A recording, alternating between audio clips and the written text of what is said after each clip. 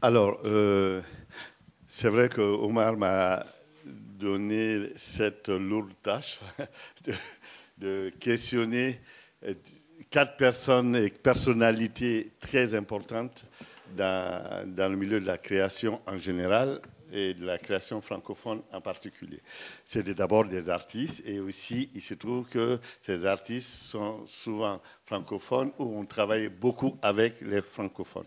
Et donc, mais c'est des artistes d'abord. Je le dis souvent parce qu'il faut dire ces choses-là. Et on doit parler en 45 minutes, alors que je peux faire 3 heures avec chacun et chacune. On va essayer. Et moi, je vais essayer de vous demander ouais, d'être dans le noir.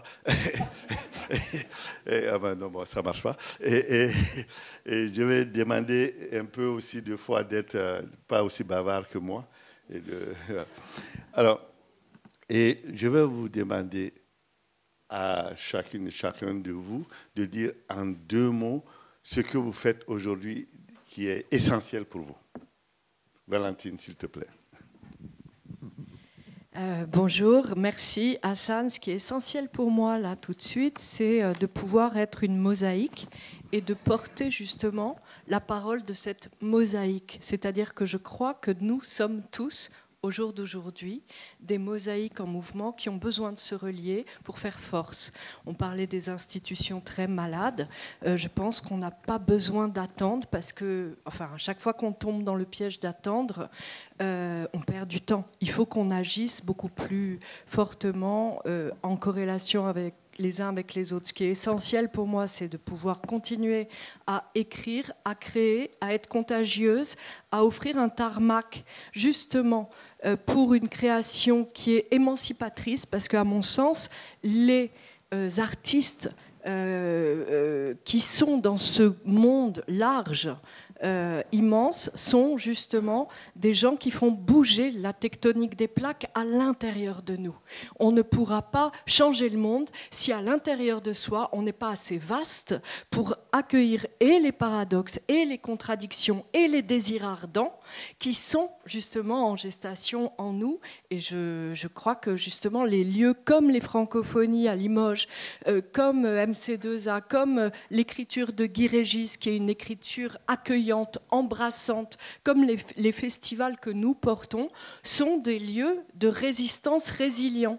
Donc je pense que c'est vraiment entre nous, les artistes et les chercheurs et le public, parce que tout à l'heure, il y avait vraiment cette idée de nous sommes fécondés les uns par les autres et nous fécondons vraiment les autres et nous-mêmes par le fait de s'engager dans une pensée qui ne se soumet pas, mais qui s'érige. Voilà, en gros. Ce que je fais qui est essentiel pour moi, je le fais depuis 14 ans maintenant. Je dirige un festival à Port-au-Prince, en Haïti, dans une situation un peu complexe.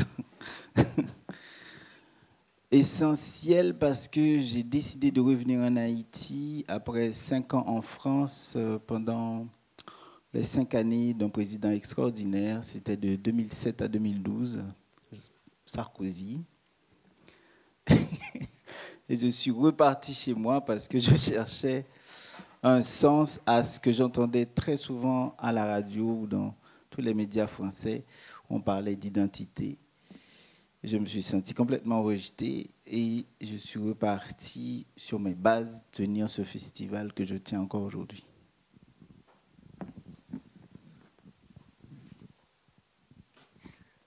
Bon, pour répondre à cette question, déjà je me considère, je suis l'enfant de l'éducation populaire au Maroc, quelque chose qui est en train de disparaître. Un gamin d'un quartier de la Médina de Fès qui a rêvé de faire du théâtre et qui a fait du théâtre. Et après,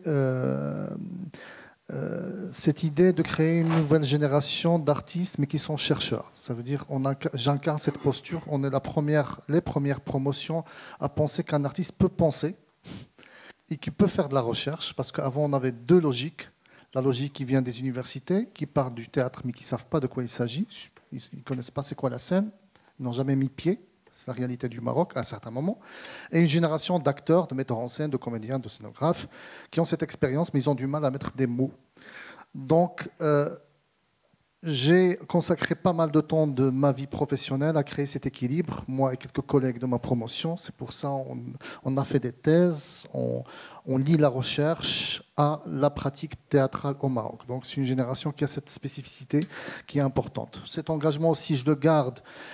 Premièrement, sur la question des politiques culturelles, l'institutionnalisation de la création, et ça, c'est quelque chose que je défends depuis. Ça fait 2 ans, cette année, c'est pas le cas.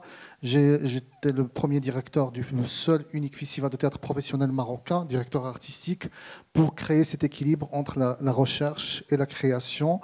Et en même temps, je suis très engagé. Je suis directeur de l'Académie Alizaoui des métiers de la culture. Alizaoui, la fondation Alizaoui, c'est le film de Nabil Ayouch, le président de la fondation, et où, suite aux attentats de Casablanca, il y a eu une première rencontre entre les parents victimes, les 2 parents victimes, les parents des terroristes et les parents des victimes des attentats, où il y a eu une rencontre des 2 parents pour savoir qui est victime de quoi. Donc, et ça a donné naissance à des centres culturels dans des quartiers défavorisés au Maroc pour apprendre le théâtre, la musique, la danse, des espaces de résidence et de création. Je suis très engagé dans ce sens, dans l'éducation populaire.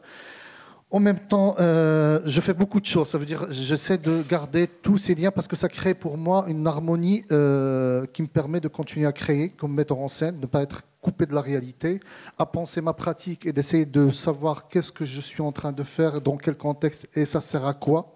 Je pose souvent cette question. Et aussi la question aussi de l'engagement collectif et de l'intérêt commun. Je pose toujours cette question, qu'est-ce qu'on peut faire ensemble en tant que Marocains pour un avenir meilleur pour la jeunesse et pour demain. À mon tour, bon Guy Lenoir, bonjour. À plusieurs camarades, hommes, femmes, nous avons donc, il y a maintenant 36 ans, fondé cette association qui à l'époque s'appelait Migration culturelle Aquitaine, qui est devenue 10 ans après Migration culturelle Aquitaine-Afrique, avec un S à Afrique qui n'est pas là, mais bon, c'est une petite erreur, mais qui a du sens pour nous parce que à cette époque-là, on considérait que l'Afrique était plurielle, comme tout à l'heure a été dit, la francophonie, elle est plurielle. Et je suis devenu francophone malgré moi parce que c'est la seule langue française que je pratiquais quand je suis né. Et après, avec l'éducation, j'étais très mauvais dans les langues étrangères, notamment l'anglais et l'espagnol. Et la passion d'entendre les langues, les autres langues, et la passion de les entendre, surtout effectivement sur le continent africain, parce qu'il y a des centaines et des milliers de langues vernaculaires, ça m'a vraiment saisi au niveau de l'émotion, surtout d'abord, la musicalité de ces langues-là. Et je me suis engagé dans un théâtre multilangue, c'est-à-dire qui utilisait la langue française comme un véhicule commun, mais qui empruntait, qui travaillait aussi avec les langues traversées dans les pays avec lesquels j'ai pu travailler, notamment avec le lingala, notamment avec le kiswahili, d'autres langues au Nigeria et au Bénin et au Togo. Et donc j'ai participé à ce titre-là à la 3e édition du festival de Limoges, c'est-à-dire, tu vois, en 1983-84, alors par là, 85. Non, voilà. Je peux te dire, donc, voilà. Ça a été créé en 84 officiellement. On s'est retrouvé en 86. Voilà. Moi, j'étais étudiant à Limoges. Donc, pourquoi je suis là, enfin, pourquoi je travaille toujours dans ce sens-là, c'est pour survivre de manière à pouvoir transmettre le savoir, tout simplement, que j'ai pu acquérir pendant ces 35 années de collaboration avec les artistes du monde francophone qui ont en commun l'utilisation de la langue française. Voilà. Merci. Alors, on va aller dans le vif du sujet. Voilà. Et avant de parler de circulation, il faut parler de création. Qu'est-ce que tu fais circuler? Pourquoi tu les fais circuler? Guy, je vais parler de toi, de ton travail, pour le moment, parce que c'est un constat. Quand on parle d'Haïti, souvent on ne pense qu'au tremblement de terre, aux gangs, etc. Et alors que c'est un des pays, justement, où j'ai vu la vitalité de la création. J'ai rarement vu ça. Et nous, dans les différents prix de concours d'écriture de théâtre, si je disais à quelqu'un, si on voulait être objectif, sur 10 années, on aurait donné 6 aux Haïtiens. Il y a tellement de propositions d'écriture en Haïti. Et je sais que tu es pour quelque chose. Non, mais appelons un chat un chat. Est-ce que tu peux nous parler un peu d'où cet engouement et de cette qualité des écritures théâtrales vient de Haïti? Parce que c'est important pour la création. C'est la base, c'est le terreau de la création. Absolument. Quand je suis retourné justement en 2012 en Haïti, il y avait un constat assez clair, c'est que dans le monde, on connaît beaucoup les romanciers, on connaît les poètes haïtiens, mais les dramaturges, ils sont assez rares. Et pourtant, dans le temps, Haïti, il y avait beaucoup de dramaturges. Il n'y a tout simplement plus eu de dramaturges parce qu'il n'y avait pas d'espace théâtral. Vous savez, tout à l'heure, vous parliez de la francophonie et je me rendais compte que l'institution, c'est souvent un poids, en fait. Il n'y a pas dans le monde, et je pense que ça n'existe pas, l'Organisation internationale d'anglophonie. Et pourtant, l'anglais est très, très, très puissant humainement dans le monde entier. Et donc, il y a d'emblée dans ce pays-là énormément de gens qui écrivent mais qui ne s'intéressaient pas à cela. Alors ce qui était intéressant à faire, c'était de faire dans le cadre du festival des espaces de lecture de leurs pièces et qu'il ne fallait pas dire voilà, ça c'est une bonne dramaturgie, ça c'est pas une bonne dramaturgie, juste créer l'espace pour que des jeunes s'en prennent, voilà, mais pas seulement des jeunes, parce que je travaille avec toutes les générations, moi. Il fallait aussi, et ça je trouve que c'est extrêmement important, donner la place aux dramaturges qui ont 60, 70 ans, qui ont 30 ans de métier, 40 ans de métier. La première personne que j'ai mis à l'honneur, c'était Cito Cavé, un très grand dramaturge qu'on avait mis un peu de côté.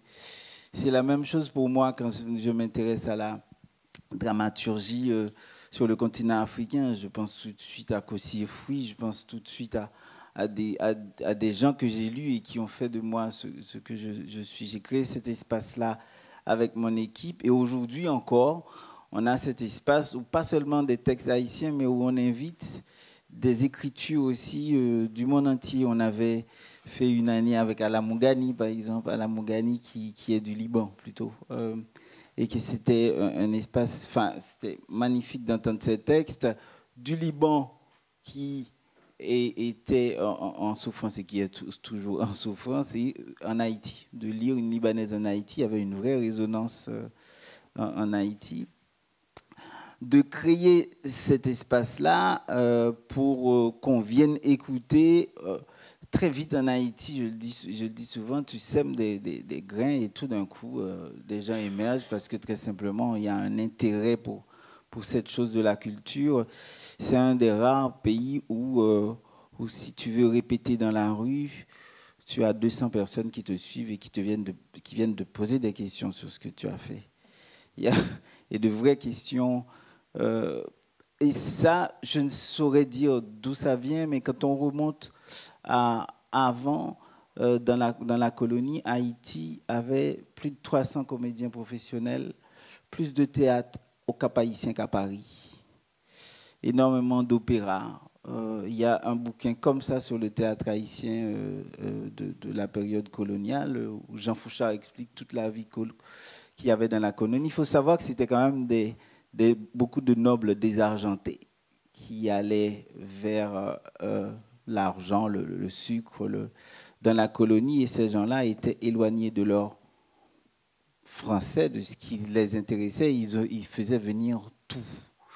Même il paraît des tableaux de Michel-Ange qu'ils ont perdus en mer, des opéras incroyables, Orphée et Eurydice très souvent, qui faisaient venir pour écouter de l'opéra. Enfin, vous imaginez ce que c'était donc pendant la colonie.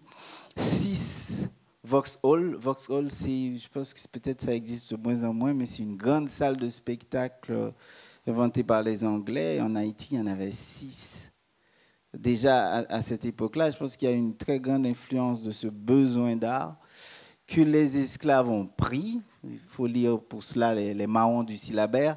Comment est-ce que les esclaves apprennent cette langue? Bien évidemment, ils avaient une culture beaucoup plus diversifiée. Et puis, tout d'un coup, il y a cette proposition française qu'ils ont pris aussi au XIXe siècle. On a bien compris que la langue française était très importante, mais qu'on venait de quelque part. Qu'on venait d'un continent beaucoup plus lointain, avec une culture beaucoup plus lointaine et extraordinaire. Tout ce mélange-là fait, je pense, un bouillonnement pas possible. Je peux prendre un petit exemple sur la musique caribéenne. On a l'impression que c'est de là que tout vient. Je ne sais pas s'il y a quelqu'un qui est plus connu entre Jésus et Bob Marley, qui est plus connu, quoi. J'aime bien prendre des exemples comme ça de la Caraïbe, qui a un foisonnement incroyable de culture et de besoin de culture et de besoin de communication aussi. Merci. Et d'ailleurs, pour parler de ça, on parle beaucoup du zouk et tout, mais quand on connaît l'histoire, c'est Haïti, compas et tout, et voilà. Ben on va voir tout à l'heure. Et il y a quelque chose qui m'a marqué à Haïti. J'en parlais au avant-dernier festival où je suis venu. Et un jour, il pleuvait des cordes, mais tout. Et je te dis, Guy, où ça doit jouer, c'est dans une cour. C'est un théâtre à ciel ouvert. Il n'y a que la scène qui était un peu couverte. Et je dis, bon, le spectacle n'aura pas lieu. Et tu m'as dit, mais pourquoi? Mais il pleuvait, mais des cordes. Et j'étais étonné. Et bon, je me suis dit, il exagère. Bon, il veut que j'aille me mouiller, mais je vais y aller quand même.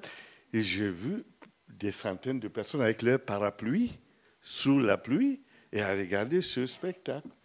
Et justement, c'est quelque chose qui m'a beaucoup, beaucoup marqué. On va parler de ça au niveau de la circulation, en parlant pourquoi ça peut intéresser, etc. Je vais au Maroc avant de venir un peu en France. Au Maroc, quel est l'état de la création francophone aujourd'hui? Est-ce qu'il y a une création francophone théâtrale? Et si oui, on en a parlé rapidement hier, mais si tu peux nous en dire 2 mots. Sinon, je vais te couper la parole à un moment donné. D'accord, il n'y a pas de souci. Donc, déjà, quand on crée, on ne pose pas la question est-ce que la création est francophone ou non, on crée. Et après, la langue, on est plutôt actuellement dans une logique où il y a la présence de plusieurs langues à la fois, plusieurs disciplines à la fois. Cette question de langue aussi, elle est très importante, pas que dans le sens du français, mais même dans le sens de l'arabe, du dialecte ou de l'amazigh. Je vais donner des exemples. On considère que le théâtre en français, c'est un théâtre élitiste. Ça veut dire c'est très élitiste. Donc on a cette étiquette d'artiste élitiste. Quand on crée en amazigh, c'est amateur, c'est un théâtre amateur, parce qu'on considère que la culture amazigh n'a pas encore les outils pour le développement d'une création à la hauteur des normes esthétiques au niveau international. Quand on crée en arabe, on considère qu'on est un peu conservateur, un peu proche des mouvements un peu radicaux, c'est possible, oui, on peut le dire, mais en même temps qu'on a un objectif, celui de participer à des festivals dans le monde arabe où il y a la langue arabe qui unit, entre parenthèses, l'ensemble des nations. Et cette question de la langue arabe, pour le festival d'Avignon, peut-être que ce serait une bonne question aussi à poser. Après, si on crée en dialecte marocain, c'est la question d'un théâtre populaire et tout l'intérêt qu'il y a aujourd'hui, c'est comment casser ces préjugés liés à la langue et liés aussi aux formes esthétiques liées à l'utilisation d'une langue dans une création théâtrale. Je reviens sur l'utilisation de l'état actuel. Peut-être, je peux citer les 3 dernières années, on a eu 3 pièces de Ahmed Messaaya. Il y a eu Voyage que j'ai écrite pour Théâtre Jeune Public en français. On a Davis qui a écrit une pièce.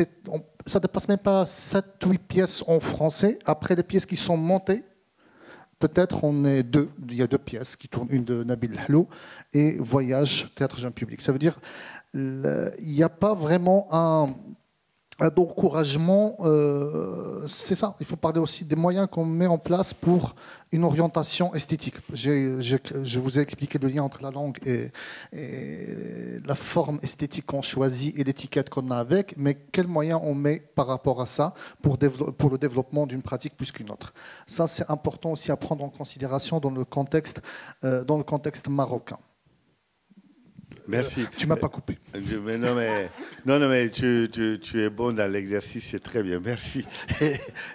Valentine, toi qui, de la France, de la Nouvelle-Aquitaine, toi qui essaies de rendre ces paroles plus réelles par la création, et quelles sont tes ressources, quelles sont tes sources, quels sont les freins, les atouts aussi de ce travail que tu fais?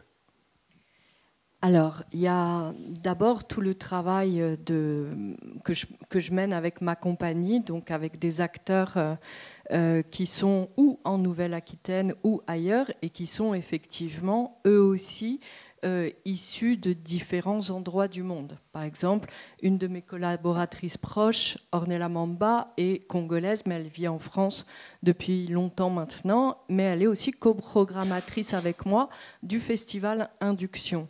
Les forces, ça reste quand même justement de l'ordre d'une pensée et d'une solidarité. D'une pensée, c'est-à-dire comment penser ensemble le monde au lieu d'être isolé à son endroit et de ne pas comprendre les choses qui se jouent en soi. Comme soi-même comme un microcosme en fait, avec tous les effets des désastres et en même temps une soif, même si j'ai pas faim aujourd'hui, j'ai soif, parce qu'il y a une intuition que quelque chose de plus beau peut être vécu entre les gens. Et ça, quand on met ces forces-là, ces questions ensemble, c'est vraiment une des forces. C'est ici, ça, franchement, c'est ici, c'est intéressant. Moi, je suis parisienne à la base. Juste, je voulais dire quand même, moi, par exemple, mes arrière-grands-parents ne parlaient qu'arabe. Ils étaient berbères. À un moment, dans ma lignée, nous sommes devenus juifs. D'accord ? Je m'appelle Cohen. C'est le nom des prêtres dans notre... ceux qui transmettent, ceux qui portent. Aujourd'hui... je suis évidemment, en tout cas je suis complètement solidaire de ce qui se passe avec la Palestine et je me sens proche des frères et sœurs palestiniens et palestiniennes et cette histoire des frères ennemis qui existe depuis très longtemps, je la porte en moi. Je la porte avec cette arrière-grand-mère qui ne parlait qu'arabe, je la porte avec ce nom qui me raconte une histoire que je ne connais pas, et tous ces paradoxes. Mais ça veut dire, c'est pour ça que je disais, on est mosaïque et il y a le monde. Si on est conscient de ça et qu'on ne cherche pas à avoir la résolution, alors quelque chose peut commencer.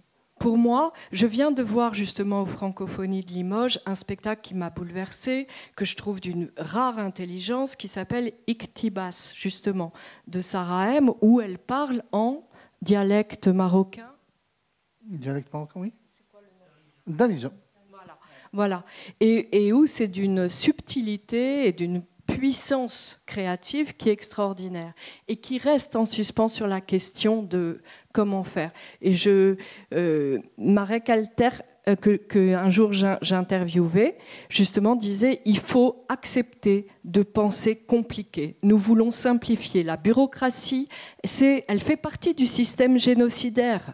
Que ce soit au Rwanda, que ce soit pendant la Shoah, que ce soit aujourd'hui, cette soumission à une bureaucratie, elle n'est pas faite pour rien. Elle est faite pour qu'il n'y ait pas cette humanité qui se rencontre, cette complication des rapports en soi et à l'extérieur. Donc, en fait, pour moi, le fait de pouvoir penser ensemble et de pouvoir prendre le temps dans ce moment où on a quelques minutes pour s'exprimer, mais je veux dire, il faut faire passer l'éternité à l'intérieur de ces quelques instants, à chaque fois, de vraiment se resituer sur « je suis sur la Terre pour aller à tout casser 100 ans, qu'est-ce que je fais de ce temps ?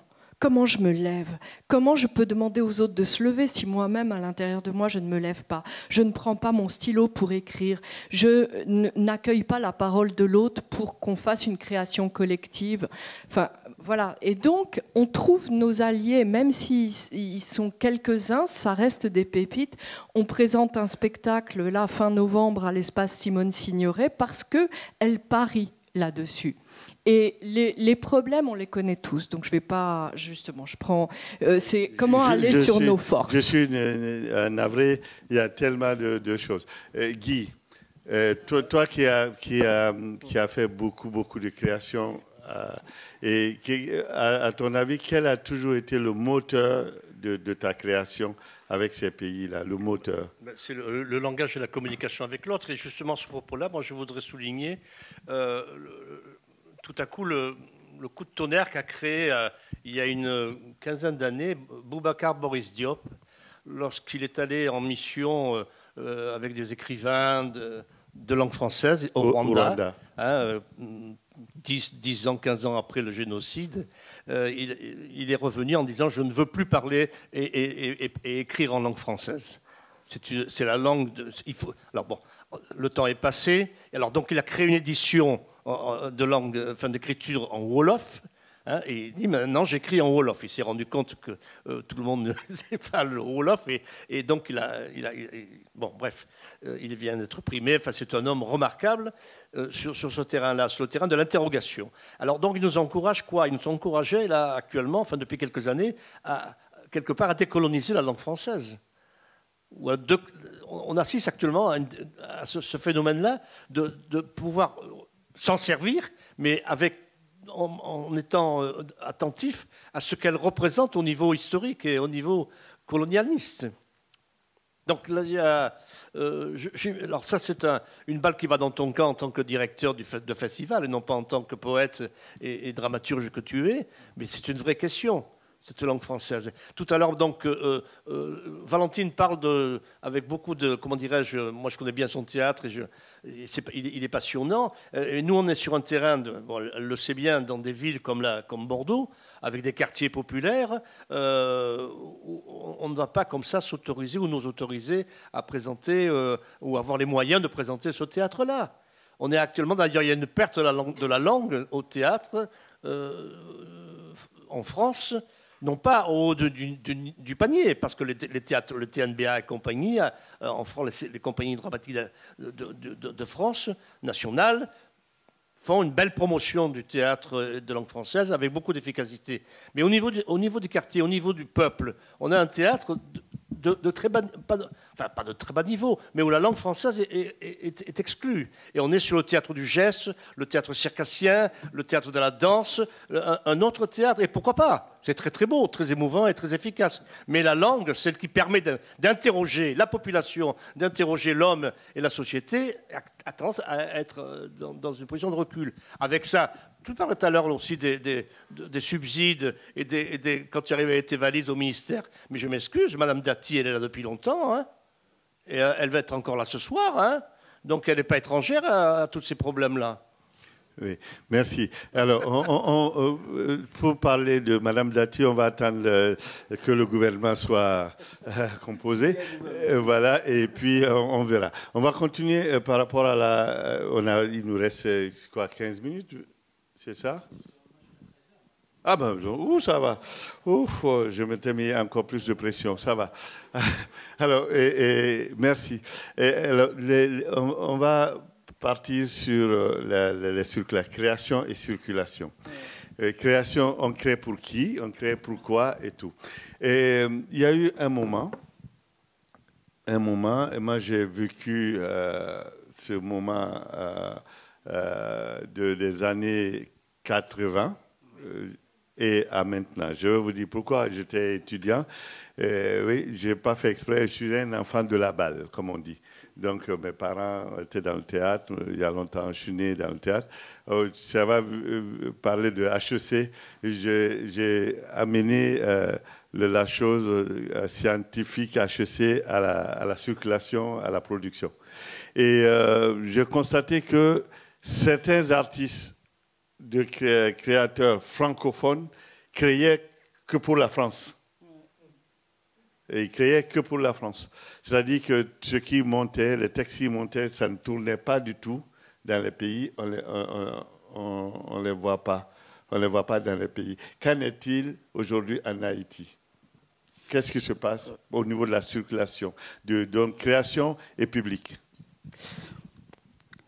La question de la circulation, de la création m'intéresse énormément parce que j'ai été assez volontariste. Quand je suis arrivé en France, je suis arrivé dramaturge et metteur en scène et j'ai pris mon petit texte, pas encore édité au Solitaire Intempestif, et j'ai été dans tous les théâtres que je trouvais sur mon chemin à Paris.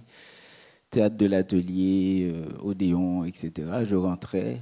Voilà. Aujourd'hui, ça me paraît un peu drôle, mais j'y allais et je présentais mon texte. Je disais, bon, voilà, je veux que mon spectacle vienne en France. Et on me répondait, va à Limoges. Donc c'était quand même assez étonnant comme réponse. Mais comme créateur, j'ai une façon de réagir par rapport à ça. J'ai été vers Limoges et j'ai été aussi vers le tarmac de la Villette, qui étaient les lieux qui étaient réservés pour le théâtre francophone. Et j'ai trouvé que c'était des lieux de résistance et qu'il fallait vraiment participer à cela. En Haïti, donc, où je suis revenu, je me suis habitué à faire des spectacles que je ne voulais pas tourner. J'ai monté un spectacle, par exemple, sur le tremblement de terre dans un bus, où ça tournait, on passait de lieu en lieu, où il y avait des lieux qui étaient extrêmement importants pour moi, qui étaient cassés. Le théâtre Rex, qui était un grand théâtre, qui était tombé après le tremblement de terre de 2010. On est passé à la cathédrale, où j'ai été communié catholique. Et puis après, on a été vers la mer. Et Marie-Agnès, qui était directrice du festival à l'époque, m'a dit, comment faire venir ce spectacle? Je dis, non. C'est un spectacle pour le lieu, in situ, et qui doit rester là. Et la circulation en Amérique, Haïti, c'est extrêmement important comme pays francophone parce que pendant plusieurs années, même des décennies, la langue française était la langue de la diplomatie. Grâce à Haïti, en fait, parce que c'était le pays en Amérique qui parlait français, et puis d'un coup, on avait imposé cette langue-là à l'ONU, et ce qui fait que l'importance de la langue française, elle est grande, mais elle est grande entre Haïti, le Québec, et aussi en France, en Belgique. Et les artistes haïtiens ont toujours eu leur regard tourné vers l'Europe, alors qu'ils sont bien en Amérique.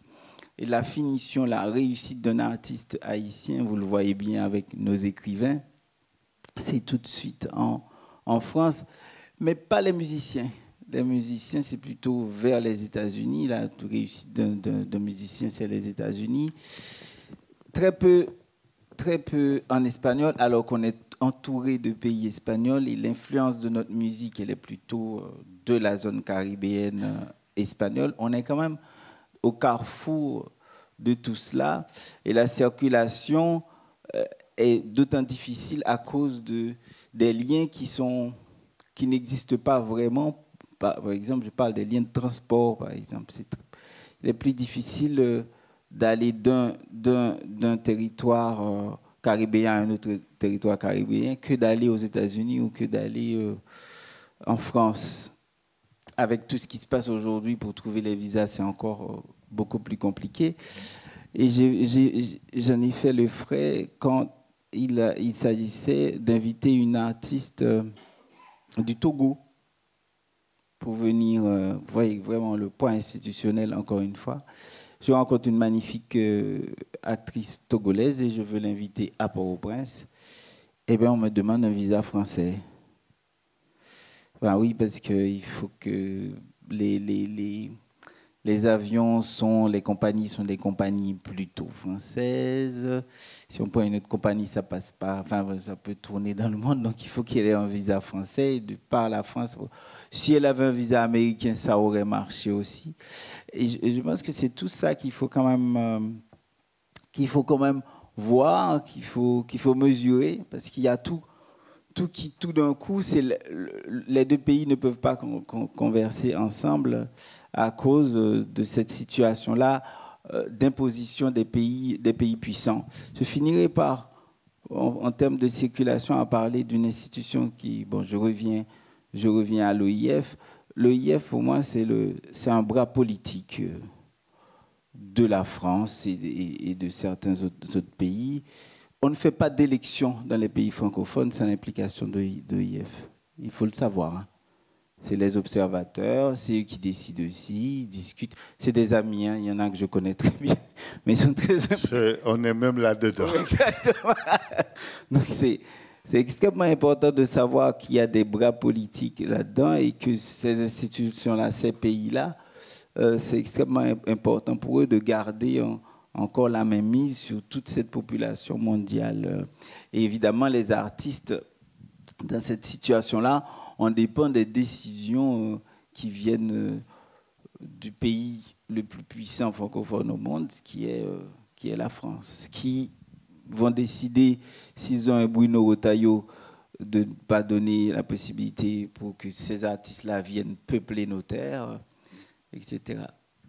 Merci Guy, on va revenir. Oui, on y va. Parce que, en fait, merci, mais ça me fait penser que moi, la première fois que j'étais au Bénin, on avait fait Avignon et le FITEB, un festival 2012, nous invite au Bénin parce que l'édition... Alors, je vais donner le FITEB, le cadre, parce que c'est important. Le FITEB était l'Avignon de l'Afrique à l'époque. Voilà. C'était en 2012. Hein.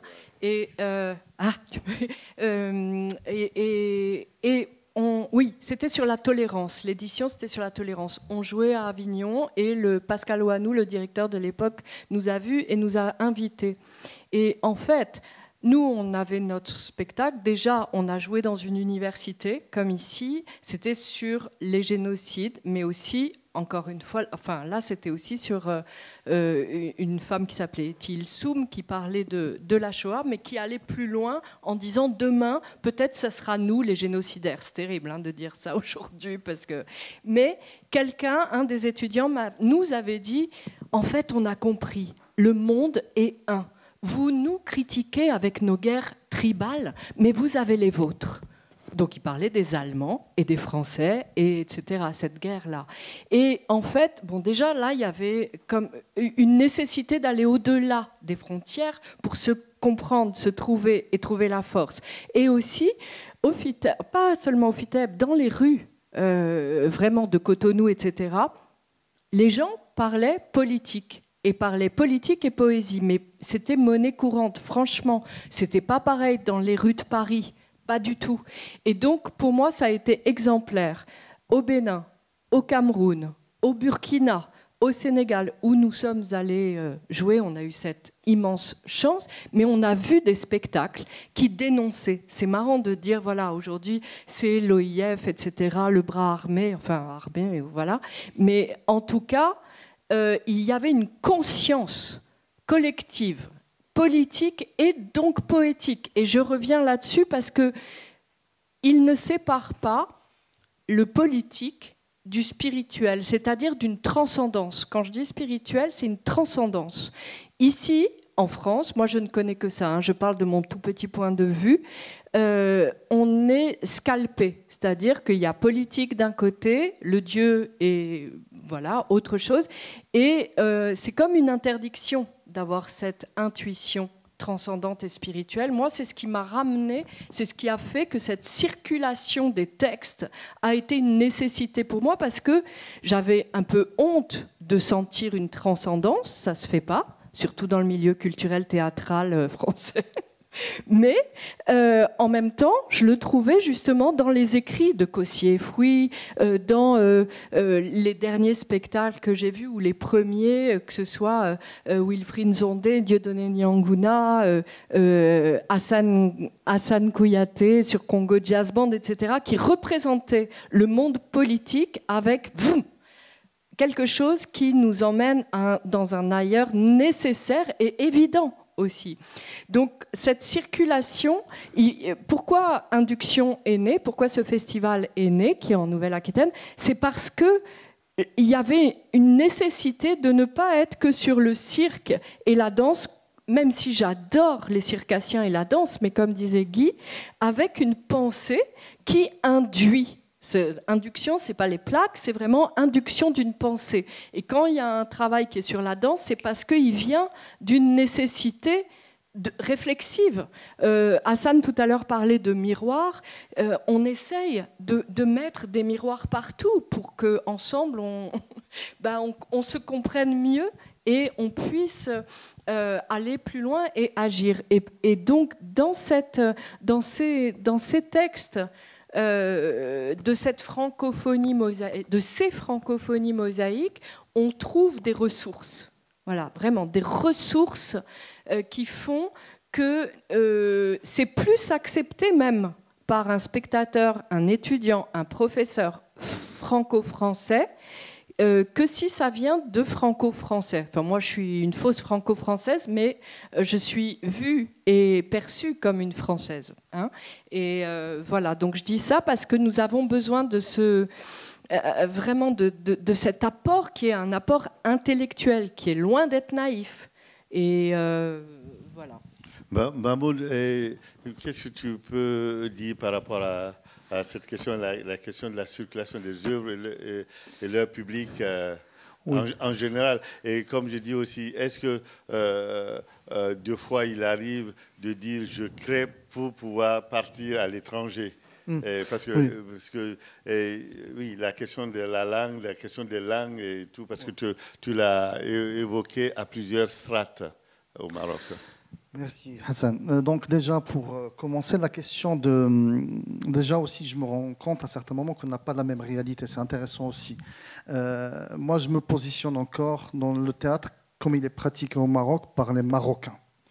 Et là je me situe là, j'ai une idée, je suis ce qui se passe dans le monde francophone, mais c'est important aussi parce que le théâtre marocain n'est pas intéressant pour les Français parce qu'il n'y a pas assez de souffrance. Ça, il faut l'accepter. Qu'on veut bien un monde arabe où il y a des guerres, où que les pièces parlent de souffrance, ou qui parlent de guerre, où on fuit un dictateur, ou qu'il y a quelque chose quelque part pour dire les pauvres, ils galèrent. Nous, on s'épanouit. Alhamdoulilah. Dans ce sens, une forme, ces histoires, qu'est-ce qu'on peut vous raconter? Ce qui se passe au Maroc. Et qui va y aller voir des pièces qui se passent au Maroc, qui parlent de la fête, de la joie, des histoires d'amour, des histoires, des formes qui sont dans la recherche esthétique. Ça, il faut... et là, peut-être, je dois remercier Omar Feftat comme chercheur, parce qu'il se déplace pour voir des spectacles au Maroc. Il parle aussi, au niveau de ses recherches, de ce qui se passe dans le monde arabe. Il part voir ce qui se passe dans le monde arabe. Donc ça, c'est important de le souligner. Le théâtre marocain n'est pas diffusé assez dans le monde. Et moi, en France, même quand la langue arabe était la langue en vérité d'Avignon, il n'y a pas eu le théâtre comme il est pratiqué par les Marocains au Maroc, qui parle de leur vie, qui parle de leurs préoccupations et des enjeux, jusqu'à qu'on découvre un jour qu'il y a Génération Z qui sort au Maroc. Oh, ça existe, pourquoi le Maroc, c'est stable, pourquoi tout ça, la Coupe du Monde. Et en plus, ils sortent. Donc, il y a cette coupure entre la réalité du Maroc et l'idée qu'on a de ce théâtre, de cette nation. Ça, c'est important de le souligner, qu'il y a un effort à faire dans ce sens, même au niveau de la recherche par rapport à la réalité de ces pays. Ça, on peut commencer par ça. Et j'étais étonné aussi de voir la dernière pièce de Wajdi Mouawad, quand je me suis déplacé il y a quelques mois à Paris, de voir la journée de noces chez les Cro-Magnons, qui est encore des pièces en France qui parlent de la guerre, d'une nuit. On a d'autres choses à raconter. On a aussi un héritage culturel, artistique, on a aussi des choses... On est très, très développé sur le plan esthétique et artistique. On est très, très développé au Maroc. On est sur des langages, on arrive maintenant à développer des créations interdisciplinaires. On ne se pose plus cette question de langue, c'est quoi les limites d'une langue. On est dans cette ouverture, on s'épanouit comme artiste, mais en même temps, à certains moments, c'est vrai qu'on est feignant aussi. On n'a pas envie de... on ne cherche pas vraiment à diffuser nos créations. Ça nous suffit des fois de faire une tournée, d'attendre la nouvelle saison pour faire une tournée, et ça marche comme ça. Ça, c'est quelque chose que je peux aussi lier à deux niveaux. Le premier niveau, c'est qu'on n'a pas les métiers de la gestion des troupes. Ça veut dire on n'a pas des tourneurs, on n'a pas des gens qui s'occupent des artistes pour les faire connaître au niveau communication, au niveau aussi de connaître les réseaux. Moi, je considère, par exemple, comme metteur en scène, mon travail, c'est de faire la création. Je n'ai pas à développer un carnet d'adresses, à courir derrière des événements où je peux être diffusé. C'est beaucoup. Sinon, je vais abandonner ma création pour faire un autre métier qui n'est pas le mien. J'essaie de le faire dans les limites du possible. Comme je vous ai dit, je fais déjà beaucoup de choses. Donc, il y a ce volet. Un deuxième niveau, c'est aussi à certains moments, on a envie d'une ouverture sur le monde. Ça veut dire de dépasser les préjugés qu'on a de notre création, de notre culture. Et je suis maintenant un peu très ému, très content, parce que je vais présenter une de mes créations, la dernière, en tournée en Chine. Et c'est la première fois qu'un spectacle marocain va y aller en Chine. Et c'est un autre public, donc ça m'excite de découvrir un autre public qui ne connaît pas mon théâtre et mon pays et ma culture. Ça, c'est important aussi pour moi pour parler, mais ça reste des efforts aussi personnels. Ça veut dire qu'on n'est pas inscrit dans des réseaux. Le théâtre marocain, il est assez cloisonné, et pour plusieurs raisons que j'ai cité deux. Il y a la question aussi, créer pour qui Dans mon parcours, j'ai présenté mes pièces. Je vais citer peut-être quelques pays, mais par exemple le Qatar, les Émirats, la Tunisie, le Canada, l'Europe, plusieurs pays. Mais des fois, cette question pour qui, elle s'est posée à certains moments quand tu rencontres un autre public et qui considère que tu fais partie d'une identité. C'est surtout, par exemple, le théâtre arabe. Quand tu pars, et ça, Omar aussi l'a cité dans son livre, ces articles, c'est la question aussi de... on a joué Exercice de tolérance d'Abdeltaf El-Labi en dialecte marocain. Pour les Qataris, ce n'était pas de l'arabe. Ils nous ont dit, oui, mais vous ne parlez pas arabe. Il fallait parler arabe. Mais je parle arabe. Moi, je considère, quand je parle le dialecte marocain, je parle la langue du quotidien du peuple marocain, qui est un peuple arabe, berbère... il y avait du français aussi dans Exercice de tolérance, il y avait des poèmes de Labi. Il y a une richesse linguistique, mais toute la discussion s'est limitée à certains moments de quelle langue tu utilises, et ce n'est pas la langue qu'on attendait de vous comme arabe. Et donc ça ramène aussi sur cette question d'appartenance par le biais d'une langue. Et c'est quelque chose qu'on peut rejeter à notre niveau. Ça veut dire, comme artiste, ça ne m'intéresse pas d'être limité à une langue et d'être coincé. Pour moi, c'est la question de la liberté d'expression. Moi, je situe la langue à ce niveau. J'ai le droit de créer avec la langue que je préfère. Je peux faire appel à plusieurs niveaux de langue et aussi le silence. Et ça, on a abordé hier. Si un comédien parle en français sur scène, au Maroc, on dit oui, il faut qu'il... Mais quand un comédien est sur scène sans dire un mot, on le considère quoi ? Ni arabe, ni français. On le considère, il appartient à quelle culture, il défend quelle culture. Et ça, c'est important de jouer un peu avec ces règles. Nous, on fait ça au Maroc. On joue beaucoup avec les limites et les préjugés que les autres ont de nous. Ça veut dire que ça nous amuse. C'est un plaisir de casser les attentes de l'autre par rapport à notre identité de départ. Tu t'attends à quelque chose, tu ne me trouveras jamais un endroit où tu m'as situé. Et c'est ça la richesse de la création marocaine. On est dans le numérique, on est dans l'interdisciplinaire, on dit le théâtre corporel. C'est bizarre pour le théâtre corporel au Maroc pour certains. Mais là, il faut voir des expériences dans ce sens. Aussi, c'est ça, c'est un peu cette richesse. Donc, je crée pour le public marocain, je crée par rapport à la réalité du Maroc. Et pour moi, la circulation des créations, je sens qu'il y a un besoin à certains moments. Maintenant, je sens qu'il y a un besoin. Mais je sais que pour la plupart des troupes, ça se limite au monde arabe, parce qu'il y a beaucoup d'argent. Mais à certains moments, c'est légitime dans la carrière des jeunes qui démarrent, tout ça. Mais à quel prix ? Est-ce qu'on dénature la création pour que ça soit reconnu, pour que ça circule ? Et on doit abandonner les enjeux et les préoccupations de notre peuple. C'est ça la question qu'il faut se poser à certains moments. Merci. Alors, je vais commenter rapidement ces interventions. La question souvent de la circulation soulève la question de la professionnalisation. Et souvent, dans certains pays, puisqu'on parle, on parle de francophonie, dans certains pays, si ça ne circule pas où il y a de l'argent, ils ne pourront pas faire leur métier après. Parce qu'il n'y a pas de subvention comme au Maroc, il n'y a pas d'aide de l'État, il n'y a rien. Et donc, la question je soulève ça parce que la question de ces créateurs, c'est comment continuer à survivre, pas à vivre, à survivre pour continuer à créer. Donc, ce qui amène à faire de la stratégie de création. Guy vient de dire, il y a certains spectacles, il sait que ça va circuler que chez lui, mais en attendant, il voit aussi comment il peut continuer à créer. Ça, c'est la première chose. La deuxième, c'est, tu l'as dit bien, hein, c'est qu'aujourd'hui, moi j'ai eu la chance que mes spectacles tournent dans les 5 continents. Et j'ai vu l'intérêt, au-delà de l'argent, c'est de voir que ce que tu veux dire, de voir et d'entendre comment c'est perçu, entendu ailleurs dans le monde. C'est des choses qui m'aident à grandir, moi, en tant que créateur. Donc, ces questions de circulation sont à 2 niveaux dans le monde francophone. C'est à plusieurs vitesses, c'est ce que je voulais souligner. C'est à plus vite. Les gens ne s'en rendent pas compte. Et pour reparler des Hébreux cette année, il y avait le Théâtre national palestinien qui était là. Et le spectacle qu'ils ont montré, on était ensemble, c'était sur l'influence de l'intelligence artificielle sur leur vie, c'est pas sur le bombardement. Et il y avait des gens qui étaient déçus. Ah ouais, bon.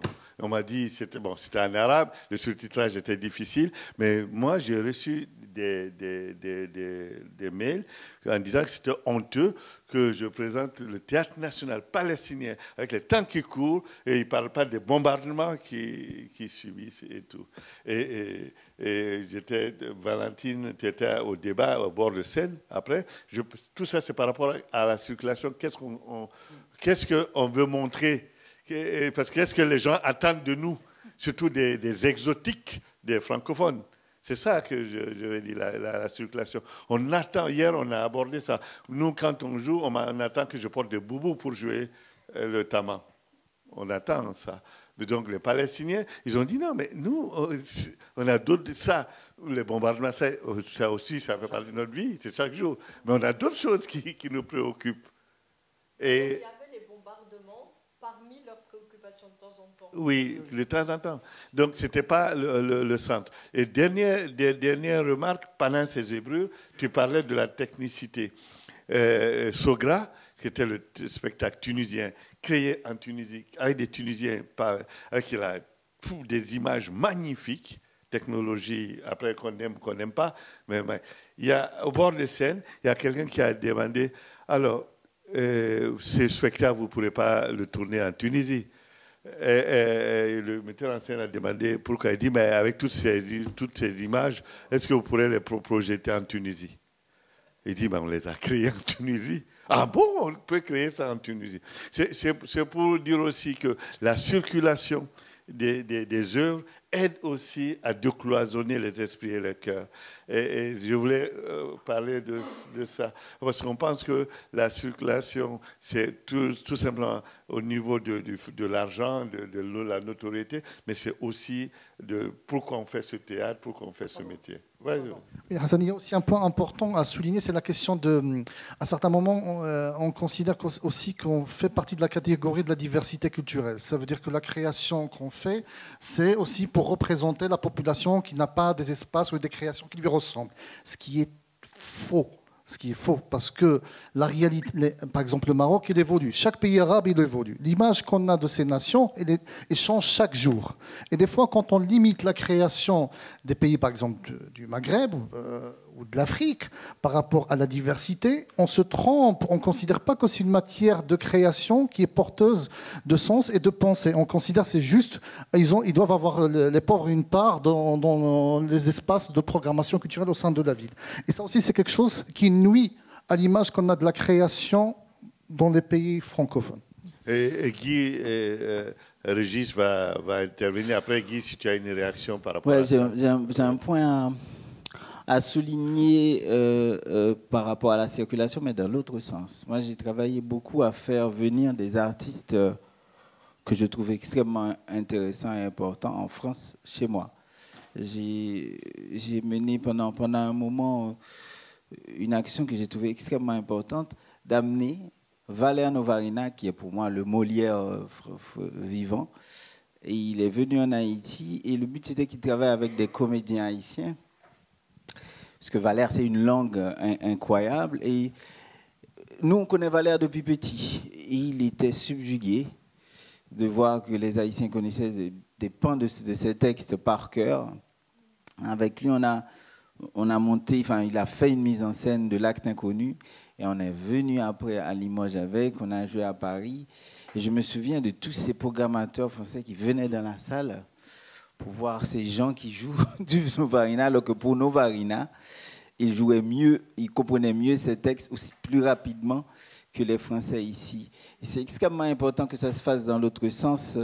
C'est la même chose aussi qu'on avait tenté avec Laurent Godet, mais toi aussi tu es venu. Je pense que c'est extrêmement important aussi que ça se fasse dans l'autre sens, qu'il y ait ces échanges-là pour que ça circule vraiment et pas que dans le sens français. Moi, je viens ici en France jouer mes textes parce que la France me doit de l'argent. Hein? Il y a eu quand même une grosse dette envers moi, quoi, en France. Il faut qu'ils me payent, il faut qu'ils me rétribuent. Mais en même temps, ce qui m'intéresse, c'est cette circulation de la culture, de la langue, des auteurs et des autrices, qu'ils soient français, qu'ils soient belges, qu'ils soient du monde entier. C'est extrêmement riche, une rencontre comme ça en Haïti avec des comédiens haïtiens et un auteur en France que l'on met complètement à côté parce que la langue, maintenant on en a peur. Valère, il a des difficultés pour faire tourner ses spectacles. Citez-moi un autre grand dramaturge, le plus grand dramaturge, même européen pour moi aujourd'hui. Il n'y en a pas beaucoup, mais qu'on ne veut pas entendre la langue, c'est mieux, alors je vais faire entendre en Haïti. Guy, Oui, je remercie Guy de faire intervenir dans ce débat Novarina, c'est-à-dire la parole du poète. Et alors, poète qui est, oui, enfin, grâce à toi, on l'entend aujourd'hui, mais il est longtemps resté dans les oubliettes après quelques grands succès au Festival d'Avignon. Et c'est aussi la même chose pour beaucoup d'écrivains de cette même génération qui qui sont actuellement complètement écartés de la circulation. Et notre rôle, enfin moi je m'attache à ça actuellement, c'est à travailler sur des écrivains qui m'ont beaucoup apporté dans ma jeunesse et ma formation et que je relis et que je retrouve aujourd'hui. Je pense à Samuel Beckett. Et ça devient un théâtre, alors Novarina en est un, ça devient un théâtre de l'intime, de l'intérieur. Et ce théâtre-là, on est amené, dans la mesure où on n'a pas de circuit professionnel et soutenu par les collectivités territoriales, on est amené à le jouer par nos propres moyens, dans nos intérieurs, c'est-à-dire dans les habitations. Et quand Guy est venu récemment à Chahut présenter son dernier texte, qui est un texte poétique, à 100% poétique, il a dû le jouer dans des circuits complètement... La Bible du déboulonnement. Quand même. La Bible du déboulonnement, merci Valentine. Il a dû le jouer dans des oubliettes de notre architecte, de notre ville. C'est-à-dire dans des lieux, une ancienne chapelle, dans des ruelles du vieux quartier. Et ça a été magnifique d'ailleurs, ça a été poétique. Et c'est ça, moi, je trouve, qui est très important, à la fois dans la théâtralité d'aujourd'hui et de ces jeunes hommes et femmes, dramaturges et metteurs en scène qui exploitent d'autres territoires. Et j'en veux pour preuve aussi le travail qu'on a commencé, qu'on a esquissé avec les étudiants de l'université d'ici et de Rabat, avec le travail autour des valises de Jean Genet au Maroc. Alors, je vois que le temps file. Moi j'ai encore 2 questions, mais on va donner la parole à la salle. Et puis, s'il y a des questions, de remarques, oui. Ça va me faire marcher.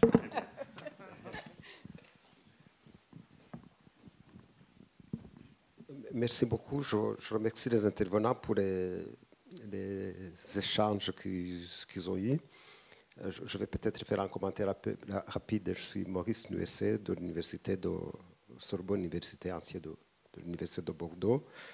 En vous écoutant, en écoutant même à la table ronde d'avant, je me suis posé la question suivante qu'on se pose, ce que peut être la francophonie. Je vous l'adresse d'une certaine manière, je réagis rapidement. Est-ce que ce sont des valeurs, ce sont des institutions, est-ce que ce sont des espaces géographiques, est-ce que c'est la langue, est-ce que c'est la manière de penser?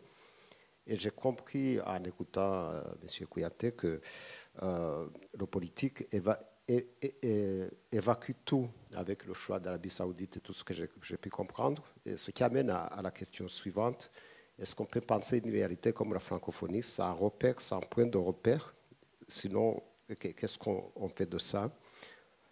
Deuxième commentaire, peut-être qui s'adresse à M. Chadi, en fait, c'est deux réactions. D'abord, c'est la volonté d'amener les artistes à faire de la recherche. Et en vous écoutant, je me suis demandé quelle est la différence que l'on peut faire entre le politique et le scientifique. Le scientifique et l'activiste, ça peut nous concerner aussi.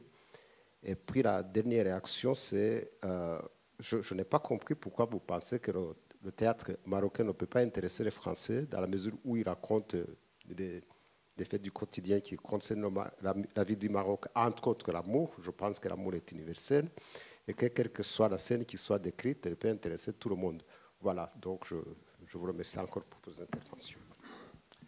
Alors, avant que, parce qu'il y a une question précise qui t'est destinée, mais il y a d'autres, quelqu'un veut réagir par rapport au reste. Alors, par rapport aux questions de la francophonie, on en a parlé tout à l'heure. Et oui, pour moi, la francophonie politique, me dépasse. Parce que ce qui m'intéresse, c'est l'humain, d'où la poésie, la création. Moi, et quand c'est comme ça, ça casse ces barrières politiques et administratives. D'autant plus que si on a le temps, je vais aborder la circulation du point de vue administratif, visa, etc. et tout, et qui bloque beaucoup cette francophonie qu'on défend toutes et tous aujourd'hui. Donc, la question de visa, ça répond un peu à votre question. C'est des questions politiques et politiciennes. Et les questions d'organisme OIF, c'est politique aussi. Mais si, de mon point de vue, ce que je défends, c'est que, et ce que j'ai constaté, de là où je suis, de là où je travaille, que en fait, la francophonie des humaines et de la création a dépassé tous ces carcans-là. Vous voyez, cette année, aux Hébreux, il y avait 31 pays et nationalités, et il y avait 14 spectacles où il y avait, dans les 14, il y avait 3 ou 4 nationalités différentes et de continents différents dans 14 créations. Donc, ils n'arrivent plus à freiner. La création arrive à casser les barrières administratives et politiques et politiciennes. C'est pour cela que je prône souvent cette francophonie-là. Peut-être moi, comme je suis assez scientifique, qu'est-ce qu'on connaît comme metteur en scène marocain ou comme dramaturge marocain en France? C'est quoi les espaces qui ont programmé des metteurs en scène et des auteurs marocains en France lors des 10 dernières années dans les scènes conventionnelles? Habitant au Maroc. Habitant au Maroc qui reflète la réalité. Non. Ça veut dire, quand je vois le résultat, je dis que c'est de notre faute aussi. Il faut le dire. Parce qu'on n'est pas assez structuré dans les métiers de diffusion. C'est tout ce qu'il a dit Hassan aussi. Ça veut dire qu'on a aussi... L'objectif, c'est les pays du Golfe. On a des choix aussi. Ça veut dire cette scène n'est pas connue par ses metteurs en scène et par ses dramaturges. C'est un résultat. On ne peut pas le contester. Personne ne peut le contester. On peut l'analyser. Il y a un travail de recherche à faire. C'est pour ça que j'ai remercié Romain. Il y a un gros travail de recherche, au moins pour dire ce qui se passe, comment les gens font leur métier et c'est quoi la spécificité de cette pratique. Ça, c'est important pour répondre à cette question. Le deuxième niveau, c'est l'équation artiste-chercheur. C'est une évolution d'une société dans son rapport à l'art en métier artistique. C'est des sociétés où on peut considérer encore qu'un comédien, ce n'est pas un vrai métier. C'est la vérité. Pour ça, il faut voir le dernier spectacle, et ça, je vais revenir sur ce point, un spectacle qui est en tournée actuellement de Pascal Rambert. Il a monté une pièce qui s'appelle Ici, avec la jeunesse de l'Institut supérieur d'art dramatique et d'animation culturelle, qui parle des histoires des jeunes dans le Maroc d'aujourd'hui, où ils racontent leur propre histoire, où il y a cette question, qu'est-ce que un des jeunes, Saad, je me rappelle très bien de son monologue, où il dit, oui, moi quand j'ai dit à ma famille où je veux devenir comédien, ils disent, oh, c'est pas un vrai métier, un soudeur c'est mieux. Un médecin c'est mieux, c'est notre réalité. Et pour nous, comme étudiants d'art dramatique, qu'on veut devenir interprète, comédien, il y a cette question qui se pose par rapport à des familles. Il y a des comédiens qui n'ont jamais dit qu'ils sont comédiens à leurs parents. Il y a des histoires comme ça à raconter, c'est intéressant, mais le lien entre l'artiste et le chercheur, c'est aussi de comprendre ces mécanismes sur le plan sociologique, c'est quoi un métier, qu'est-ce qu'il peut apporter par rapport à la société, l'image de la société, au niveau de la diplomatie culturelle. Il y a des choses à faire dans ce sens. C'est pour ça qu'il y avait tout ce travail d'une génération qui a fait le choix de mêler ces deux casquettes. Alors, après, moi, je voudrais juste par rapport à cette question que vous avez posée sur l'activisme, donc monsieur, voilà, je me disais quand même, quand vous dites qu'on a envie d'entendre en France les histoires de guerre, de souffrance, etc., moi je dis évidemment, pourquoi pas parler d'une réalité qui existe et qui interroge, évidemment, mais qui interroge jusqu'où? C'est-à-dire que ça interroge une fois que, on va dire, la France, dans son institutionnalisation, a fait « haut les pauvres », la question suivante, s'il y a une réflexion à l'intérieur de cette souffrance qui est portée, c'est où la France et l'histoire, Hassan parlait d'histoire tout à l'heure, porte sa responsabilité. Et ça ne veut pas dire sa culpabilité pour aller se schlaguer, mais juste, si quelqu'un donne un coup de poing, si quelqu'un viole dans une famille, il est responsable. Donc, la France est responsable. Est-ce que la France, faite par nous tous et par les autres, on est d'accord pour interroger cette responsabilité par rapport à toutes ces langues qui se baladent dans le monde et qui ont eu un français tatoué sur les langues originelles, on va dire. Donc, enfin, je veux dire, il y a quand même cette question qui est véhiculée par l'art, même si on fait un théâtre qui raconte un quotidien, dans un quotidien, quand on tire le fil, l'histoire du monde, elle est là. On peut tirer le fil et s'interroger sur la domination, sur enfin, voilà, la nécessité de s'émanciper, etc. Et voilà, parfois, moi, il y a des choix des institutions ou des prix, etc., qui m'interrogent parce que je lis et je vois des gens qui pleurent sans qu'il y ait la question du pourquoi ou de la responsabilisation. Et c'est là que c'est vraiment important de le faire ensemble et de le faire à nos endroits, de le dire comme moi je le dis là maintenant, parce que peut-être que c'est vous demain qui allez savoir écrire ce qui va réveiller la France, les Français, et nous en sommes quand même à un moment du monde où il y a des interdits dans le monde, et il y a aussi le RN qui monte ici. Donc le sous-titre du prochain festival, par exemple, on s'est dit, est-ce que c'est nos joies radicales? Est-ce que c'est Rassemblement international? Comment on se positionne poétiquement pour parler à notre actualité? Ouais, moi, j'ai plusieurs petites réactions, et des questions, mais on n'aura pas le temps, donc je vais dire quand même 2-3 choses. Vous avez dit tout à l'heure décoloniser la langue française. Mais décoloniser la langue française, c'est un propos ethnocentré. Parce que si vous allez à Kinshasa, si vous allez à Ho Chi Minh, si vous allez au Québec, eh ben, ils n'ont pas de problème avec cette question-là. Il y a une vitalité de la langue qui dépasse de beaucoup la vitalité de la langue académique en France. Et leur propos, ce n'est pas un propos de décolonisation d'une langue, c'est un propos d'accueillir et d'accepter les variances de la langue française. Et donc, il faut qu'on fasse attention de nous-mêmes. Et donc, moi, ma proposition, c'est aussi de changer d'échelle. Quand on parle des espaces francophones, ben, la France, c'est un espace francophone parmi d'autres. Et on a parfois tendance à être ethnocentré et à éviter ce décentrement que pourtant vous accomplissez au quotidien. La deuxième chose que je voulais dire, c'est que ces questions de circulation, j'ai été très marqué par le fait qu'on dise qu'à un moment donné, on a joué des spectacles dans des oubliettes. Le mot est très fort. Moi, je suis historien de formation. Je sais bien où on mettait les gens dans les oubliettes et ce qu'on en faisait. Hein. On n'en faisait plus rien. Là, en l'occurrence, on a fait démonstration de spectacles dans des endroits qui ne sont pas prévus pour ça au départ. Mais on est au cœur de la circulation, on est au cœur des contacts culturels.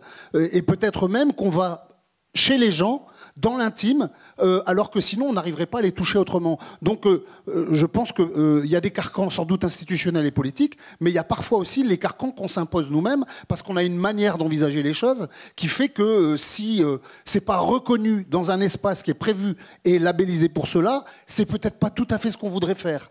Et donc ça veut dire qu'il faut aussi se poser la question de savoir où on en est de la connaissance et de la reconnaissance de ce qui est proposé. Ça c'est ma deuxième réflexion. Puis la troisième, c'est, je fais référence à l'initiale de votre propos. Vous avez parlé de mosaïque. Moi, j'aime beaucoup l'image de la mosaïque, on pourra en discuter, mais une mosaïque, tant qu'elle n'a pas un cadre d'intelligibilité ou un cadre qui lui permet de fixer les différentes pièces qui la composent, eh bien, c'est éparse. Et donc, quel est votre cadre d'intelligibilité pour permettre à chacune et à chacun de contribuer, tel que vous le faites, au développement des cultures et de leur circulation dans les espaces francophones? Alors, avant de répondre, on va prendre une deuxième parce que je vois le temps, et puis peut-être ça peut globaliser les réponses. Merci beaucoup. Je vais aller très vite. Bon, je m'adresse à Mahmoud parce que finalement, on a parlé de l'Afrique du Nord, de la Tunisie, au Maroc. Et il y a des questions, effectivement, auxquelles je n'ai pas trouvé de réponse, parce que c'est des questions qu'on se pose un peu entre collègues. Juste, je dis que j'étais acteur à ma jeunesse. Jusqu'au bac, j'étais dans une troupe du lycée et après une troupe régionale. Donc, j'ai encore des souvenirs de cette période-là où on a vécu effectivement certains obstacles, certains phénomènes qui conditionnaient un peu notre prestation d'acteur amateur, etc. Alors, aujourd'hui, la question qu'on se pose, d'ailleurs, il y a une question linguistique et une question socioculturelle sur ça. Cela veut dire que la question, la première, pourquoi on ne voit pas d'artistes, d'acteurs français qui sont très connus dans les pays du Maghreb, alors que de l'autre côté, on en voit beaucoup qui viennent, à condition qu'ils se mettent en français. Donc comment la barrière linguistique a été plus ou moins résolu, entre guillemets, par ceux qui veulent percer pour se faire un nom en France ou en Europe en général. Alors que le contraire, ce n'est pas possible, ce n'est pas vrai. Donc là, effectivement, il y a une histoire coloniale, la langue dominante, etc. etc. L'autre question, c'est quand le théâtre devient une question sociale, culturelle, lorsque vraiment il bouscule les tabous, la question des tabous. Là, c'est des questions également qu'on se pose. Moi, j'ai suivi souvent le Marrakech du Rire, par exemple. Bon, vous avez fait la grimace à dire beaucoup de choses. Mais non, pour dire, parce qu'il y a un phénomène là-dedans. Lorsqu'un Français qui vient dans les pays arabes faire une présentation en français, sachant pertinemment que, comme a dit, je crois, Cathy Biassin, que le français est un butin de guerre, tous on comprend le français, même si on ne le pratique pas formellement, officiellement à travers des troupes, etc. Je me souviens quand j'étais gosse, presque dans toutes les familles, on suit la fameuse émission au théâtre ce soir. Ceux qui sont jeunes ne s'en souviennent pas. Mais dans le temps, France 2, qui à minuit, chaque mercredi, je crois, diffusait une pièce de théâtre. Et tout le monde la suivait. D'accord, je termine. Alors, à ce moment-là, effectivement, pourquoi on la mettait à minuit? Parce qu'il se peut qu'il y ait des propos, des scènes un peu qui sont tabous, qu'on ne voudrait pas que les gamins les entendent. Et aujourd'hui, quand je vois le Marrakech du Rire, je vois des artistes français qui viennent sur scène, mais leur sketch, il est d'une connotation sexuelle extraordinaire. Et le public, je vois même avec l'allure du public, c'est des religieux, etc., qui applaudissent, et qui rient, ça veut dire ils acceptent. Donc, il y a une question qui a changé. Donc, pour vous, comment expliquer ce phénomène-là? On n'arrive pas à l'expliquer. Et raison pour laquelle, moi, j'aurais aimé que le titre « Création et circulation », mais également ajouter le mot « réception ». Parce qu'on peut circuler, mais s'il n'y a pas une réception, c'est voué à l'échec. Merci. Je vais essayer de répondre à la question, mais je trouve qu'elle est... C'est d'emblée quelque chose qui me fait peur de parler de cadre, même si après on met d'intelligibilité après. Vous voyez, je me questionne souvent sur le Villers-Cotterêts, tu vois, pas Villers-Cotterêts d'aujourd'hui, mais François Ier, qui justement crée un cadre et qui élimine toutes les autres langues. Et ce qui fait qu'aujourd'hui, la question qu'on peut se poser, qu'on doit continuer à se poser, c'est comment ce pays a quand même créé l'Académie française en imposant la langue de la cour, la langue des sachants, à tout le reste du pays et tout d'un coup au reste du monde. C'était des cadres. Et je pense que ce qu'il y a de plus intéressant, et qu'on le voit très rapidement, les langues sont parlées par des gens. Et les gens circulent. Et plutôt que de poser une question de cadre, je pense qu'il faudrait décadrer. Merci. Et juste dans la ben justement, moi... On est d'accord. Justement, je trouvais votre question intéressante parce que je me suis dit, ah oui, c'est vrai. Et puis, je pensais à Moïse qui était bègue. Et c'est quand même celui qui a parlé. Et je me dis, le cadre, c'est ça, en fait. C'est la parole naissante qui ose. Ce bègue-là a transmis, c'est symbolique, mais il a transmis. Donc, il y a une parole qui fait cadre. Et juste par rapport... pour moi, oui. Mais aussi, je me dis que si je reviens à induire, je me dis, c'est pas seulement les francophonies. C'est la pensée. Plus que j'adore les francophonies. Je suis en France, je suis touchée par cette langue. Mais par exemple, j'aimais aussi cette idée de multilangue. C'est-à-dire que, en tout cas à Induction, on a envie de recevoir la langue ukrainienne, russe, syrienne et française, parce que Abdulrahman Galouf, qui on a rendu hommage, écrivait et dans les deux langues, mais aussi en français. Mais ça veut dire que, je ne sais pas, dans les spectacles, les langues sont bienvenues. Alors, je ne sais pas comment on dit la langue du Cameroun, mais Éric Delphin Kwegwe, il parle. Il n'y a pas la langue du Cameroun. Donc, une des langues du Cameroun. Et je pense que c'est aussi cette embrassement d'une pensée qui est en évolution. Le monde, il est infini, il n'a pas de bord, il est en expansion. Et du coup, il y a une respiration comme ça, où on revient au centre et on s'expande. Voilà. Vraiment, on essaye parce qu'il est l'heure. Voilà, chacun Ah ouais. après parce qu'il y a des mots de fin aussi. Juste par rapport à Marrakech de Rire, Marrakech, c'est comme l'annexe de Paris. Ça veut dire le public qui vient, c'est le public qui n'a pas pu aller à Paris pour voir le même spectacle, les mêmes artistes. Il vient à Marrakech les voir.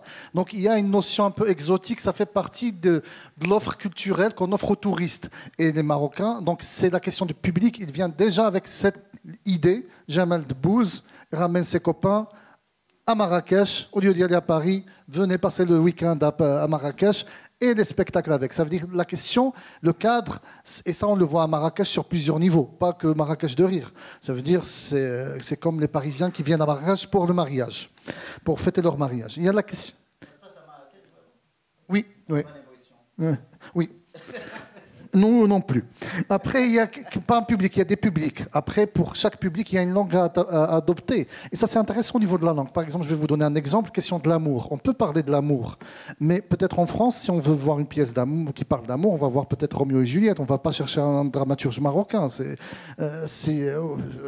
Mais l'amour, par exemple, même pour nous, comme metteurs en scène, la langue qu'on va choisir pour parler d'amour, ça va préciser le niveau social, le niveau intellectuel du personnage. Ça a beaucoup d'enjeux. Ça veut dire je t'aime, c'est pas comme dire Kanbrik ou la Jbtini. Déjà, ça peut être ridicule, ça peut être... Déjà, je vois les Marocains qui ont compris comment ça se marrer à sourire. Parce que ça change. La langue porte... en français, c'est noble de dire je t'aime. Tu de dire Jbtini, c'est un peu basique. Ça veut dire que cette question de langue, c'est intéressant pour la création. Ça permet de créer des nuances dans les mots utilisés par les personnages. C'est très intéressant pour la création. C'est une matière. Après, la question de... Oui, c'est très intéressant la question. On n'a pas des centres culturels dans le monde pour imposer que les artistes, par exemple marocains, puissent y aller ailleurs pour jouer avec leur langue. C'est la mission des instituts français. Par exemple, je vais citer quelques noms des expériences où j'étais vraiment en contact avec maintenant Pascal Rambert, qui a écrit en français pour des comédiens marocains. Je vous ai dit, l'expérience, ça tourne actuellement. Il y a aussi l'expérience qui était aussi à Matei Vitsnek, qui est venu à l'ISADAC pour rencontrer aussi des étudiants. Fernando Avabal, Brooke, où j'ai vu le costume il y a quelques années. Donc il y a cette idée qu'on vient avec une langue, Charles Berling aussi, où il a travaillé sur les textes de Toubira, mais il vient en français, et je vous donne juste une phrase de Charles Berling. Il a joué dans nos centres culturels à Fès. Il a dit: c'est le seul endroit où j'ai joué pour les Marocains au Maroc. Ça veut dire que ces créations qui sont diffusées, c'est pour les expats, c'est pas pour les Marocains. Et à quel moment on crée ce lien avec les Marocains? On part à l'étranger pour jouer pour qui? Pour des Français ou pour les francophones? C'est ça la question qui reste à définir. Alors, je suis navré, quand quelqu'un en chemise blanche s'approche de moi, et je me dis, bon, là, mon gars, il faut que tu arrêtes. On dit que quelle que soit la beauté du cadavre, il faut quand même l'enterrer. Merci à Guy, Valentine, Omar, Guy. Merci à Francophonéa. Merci à Omar et toutes les personnes qui ont organisé ces moments-là. Et merci à vous surtout d'être avec nous.